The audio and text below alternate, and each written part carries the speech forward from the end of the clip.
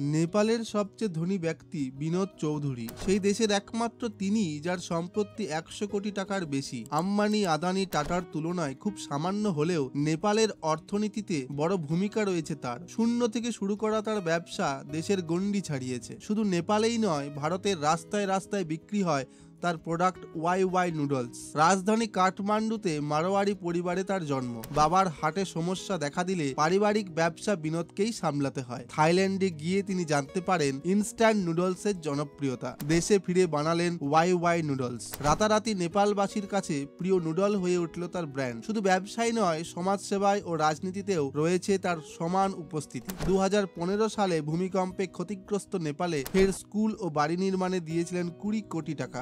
কাজে 5 lakh packet noodles, খাবার ও জল দিয়ে সাহায্য করেছিলেন। তার জীবনযাত্রা আমাদের প্রেরণা দেয়, প্রমাণ করে দেখালেন হাল না ছেড়ে পরিশ্রম করতে থাকলে সাফল্য আসবেই।